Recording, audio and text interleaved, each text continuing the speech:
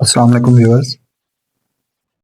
आज का हमारा टॉपिक जो है वो प्रॉब्लम्स ऑफ कंजंक्शंस के हवाले से है।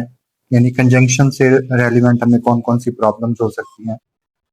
हमारा ये सेशन जो है वो करेक्शन के हवाले से चल रहा है, स्पेशली हम सेकेंड ईयर की करेक्शन जो उसको डिस्कस कर रहे हैं इसके अंदर। और आज हमारा टॉपिक जो है वो प्रॉब्लम्स विद कंजंक्शंस के मुतालिक है। फर्स्ट ऑफ ऑल हमने ये डिस्कस करना है कि कंजंक्शन क्या होते हैं। कंजंक्शन को हम कनेक्टर्स भी कहते हैं और ये जो है ऐसे अल्फाज होते हैं जो दो वर्ड्स को, फ्रेजेस या क्लॉजेस को आपस में जॉइन करते हैं, मिलाते हैं। इसकी कुछ टाइप्स भी हम इसके अंदर डिस्कस करते हैं, जैसे कि हमारे पास यहाँ पे कोऑर्डिनेट कंजंक्शन, सबऑर्डिनेट कंजंक्शन और कोलेटिव कंजंक्शन जो गिवन है। मजीद इनकी और भी सब डिवीजन है, लेकिन हम इनको बेसिक को जो है ना वो डिस्कस करेंगे। हमारे पास जो कोऑर्डिनेट कंजंक्शंस हैं इनको हम फैन बॉयज से भी डिनोट करते हैं। फैन बॉयज, अब इसमें हर एक लेटर से एक वर्ड प्रोड्यूस होता है, जैसे एफ से फॉर, ए से एंड, एम से नॉर, बी से बट, ओ से और, वाई से एट एंड एस से सो। तो ये सारे के सारे कंजंक्शन जो है कौन से कहलाएंगे? कोऑर्डिनेट कंजंक्शन कहलाएंगे। और ये जिस सेंटेंस में इस्तेमाल होते हैं, जिस क्लास में इस्तेमाल होते हैं, वो आपके सेंटेंस जो है वो आपके कंपाउंड सेंटेंस कहलाते हैं।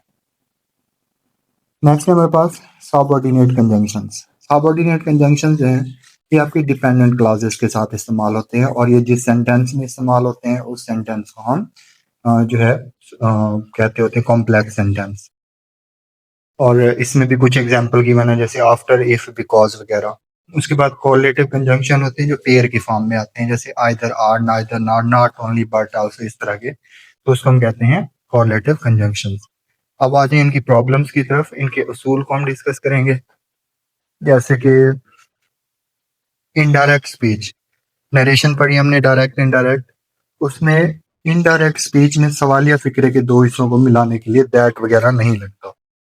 जैसे अब यहाँ पे आपको दिया हुआ है he asked that how he was. अब इसको आस्क और दैट को इकट्ठा यूज नहीं कर सकते, तो यहाँ पे आएगा he asked how he was, मतलब यहाँ पे दैट नहीं आएगा।